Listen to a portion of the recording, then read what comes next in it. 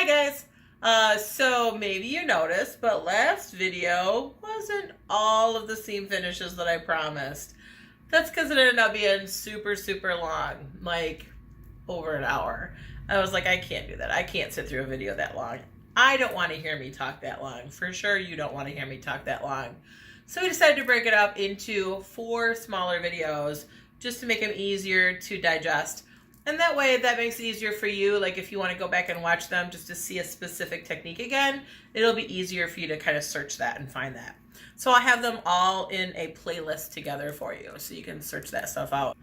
The last video was about bias tape, how to use it to, edge finish, and I went through the tutorial on it, showed you how to do that. This next one is a little bit simpler. It's using zigzag and pinking shears, probably something that's pretty common to you, but still worth checking out. This is probably the easiest way to finish your seams, but it's definitely important to do. So give it a watch. I think it'll be worth your time. And hopefully you'll stick around, and I'll see you next time. Don't forget to like, subscribe, and ring that bell so you get notifications every time I put out a video. I'm getting some great suggestions for the next video, so keep those suggestions coming. Okay, thanks. Talk to you later. Bye. Okay, so this next finish that I'm going to use is not as dramatic as that last one. It's still really good, still really useful. It's not as versatile and not as nice, but it has its place. And it's just a whole lot simpler. So let's get started with it. And this is just using pinking shears is what it is. So we'll get started. I'm going to do my 5/8 seam allowance again. Get started here. Let's do a quick seam. My tension's a little high. Real quick seam.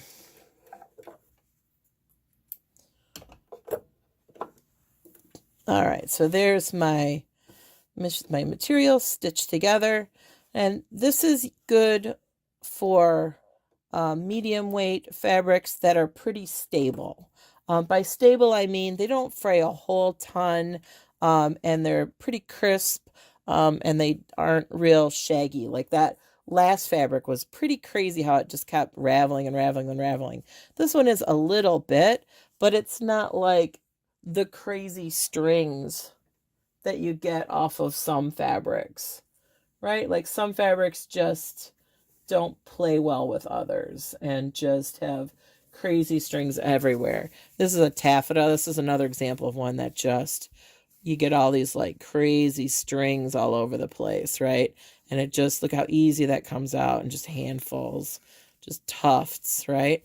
So taffeta is kind of a hot mess to play with. That upholstery fabric that I showed you is kind of a hot mess to play with. A lot of, some organzas, things like that are, will just almost shred as you're trying to work with them.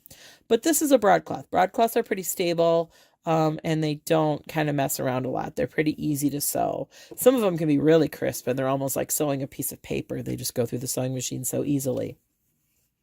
So for fabrics like that, really, all you need is a pair of pinking shears. I have 2 pair of pinking shears. These are my old Wisp pinking shears. I have no idea where I picked them up from, but they're a vintage pair. I think I got them in an old sewing kit I picked up at a thrift store or something years and years ago. And then I have my gingers that I bought because I'm addicted to buying gingers, and I will have them all. They're like Pokemon. So how do pinking shears work? Well, pinking shears have these serrated teeth on them, and they will cut these little zigzag patterns into your fabric. And what that does, because we're sewing on the grain again, either on the grain or on the cross grain again, that in cutting the edge of this fabric, we're creating little bias cuts that again won't fray. So it's a similar principle to that of the bias tape, except now we're just doing it in the fabric. So I'm just going to cut a little edge off. You can even cut your patterns out with pinking shears if you want to.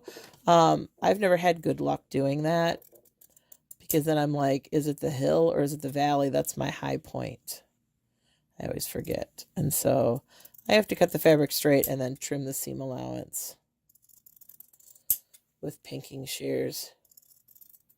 But if you have good luck cutting your fabric out with pinking shears, that's what my grandma always did. She would cut her fabrics out with pinking shears. All right, so I am going to go take this to, and I could cut all of this, right? Like with pinking shears, and cut this all. See how stable this is? Like this fabric doesn't move around a lot.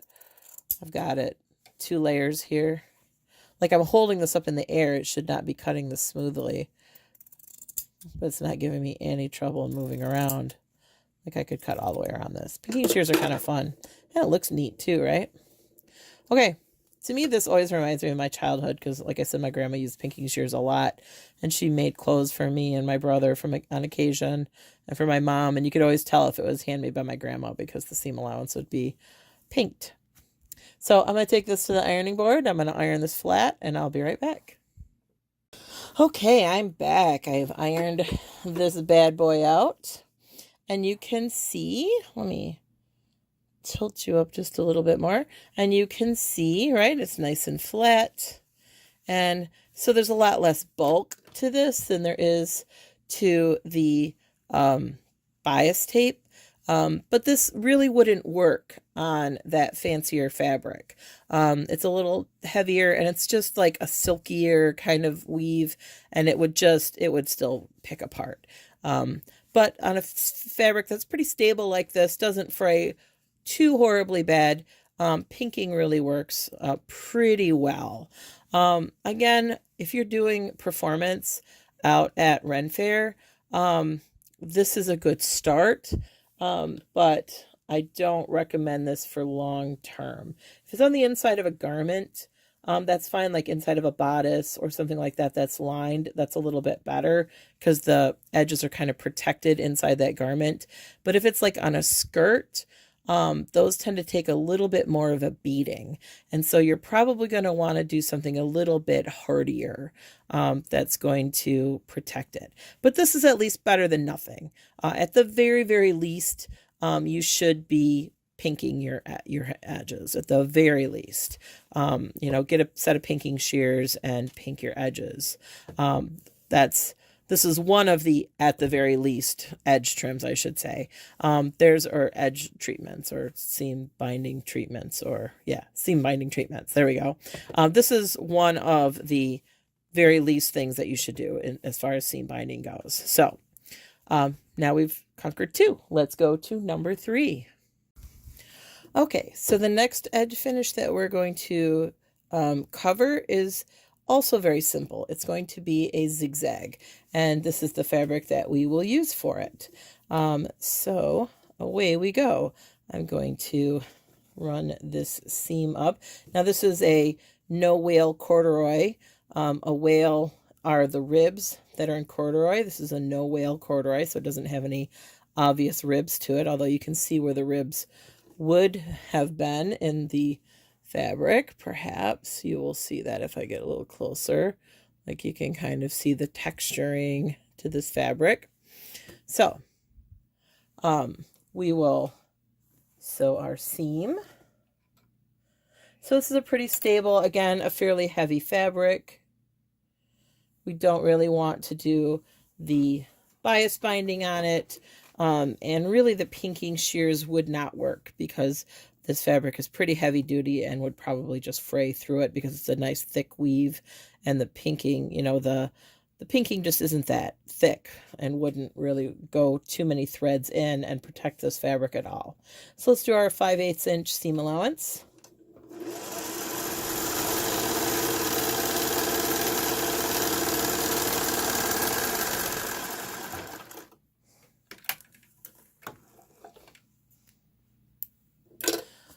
All right, let me take this over to the ironing board. I will iron this seam open and then we will do the zigzag stitch. So just coming back to my sewing machine really quickly, every machine will have a zigzag function if it was made sometime after like 1950s, 1960s. This is my machine. This is the Singer 500A. So this is nicknamed the Rocketeer because it kind of looks like a rocket ship the way it's created, the way it's styled.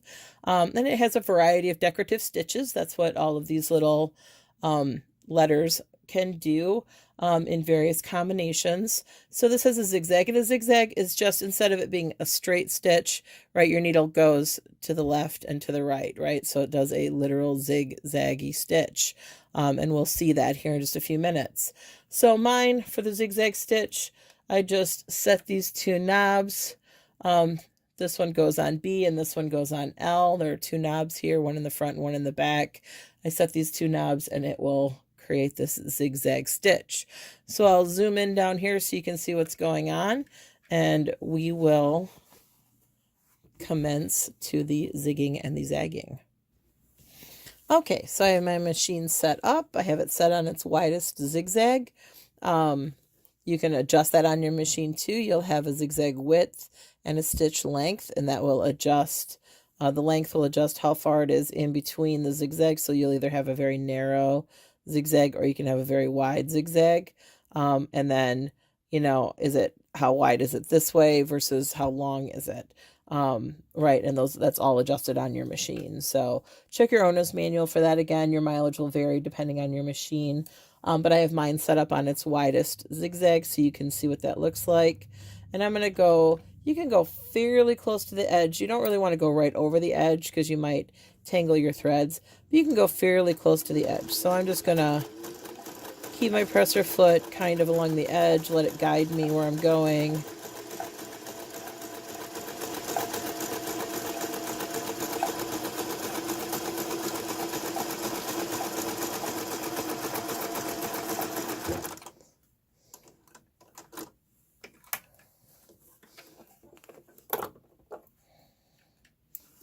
Side one.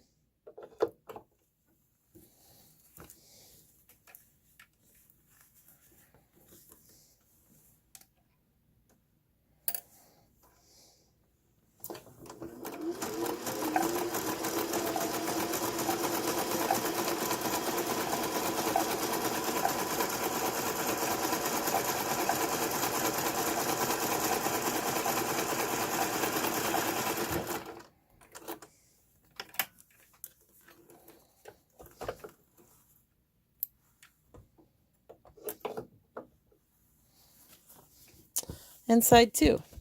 And so again, this gives you this nice kind of finished zigzag. It's a good alternative to a overlock machine. It's not as effective. These threads will kind of, you know, come out until they reach the zigzag, and then it'll kind of stop. It'll get to a point where it just can't really ravel anymore because they're caught up in the stitches.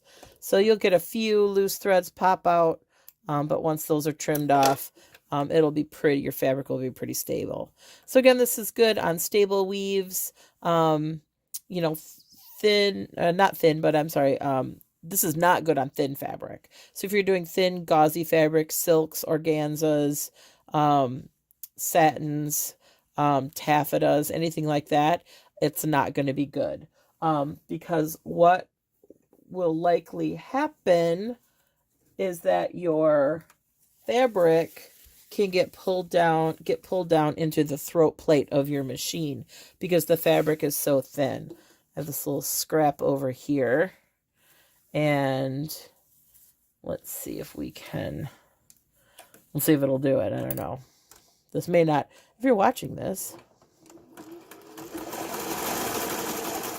Yeah, see that? It's because the fabric isn't stable enough to support a zigzag. So it did what's called channeling or tunneling. So it kind of grabbed the fabric and pulled it together and did this little tunnel. So thin fabric's not good for a zigzag stitch. If you still want to do a zigzag stitch and you have thin fabrics, there are workarounds for that. So if you would like to see a video on that, how to use a zigzag stitch with a thinner fabric, give me a note in the comments below and I will put it on my list of videos to make. By the way, so far, you guys, I've been getting a really great response to that first, like, 2-minute video. Like, in the first day, it had over 200 200 views, and like we had almost 100 subscribers, and that is just incredible. And I just want to thank you guys so much for supporting me. This channel really means a lot to me and Reggie. It's something we've been talking about putting together for a while, and so we're really putting our heart and soul into this. And so I just want to thank you for supporting us or for being there for us. So please, again, I'll say this again at the end, but like, share, subscribe, put this on your Facebook wall if you thought it was useful and helpful. That would really help us out a lot. And thanks so much for supporting us. I look forward to making a ton of videos for you guys, so get ready. Okay, so that's our third finish, right? That's zigzag stitching. So we've done zigzag stitching, we've done pinking, and can't see my fingers. So we've done zigzag stitching, we've done pinking, and we've done bias strip binding. Now we're going. Sure? We're doing it? That's a thing? Why aren't you talking? Oh, because it's all me. They can hear you laugh.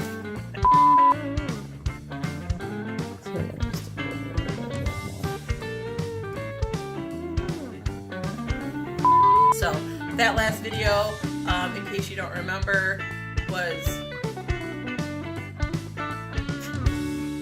what was it?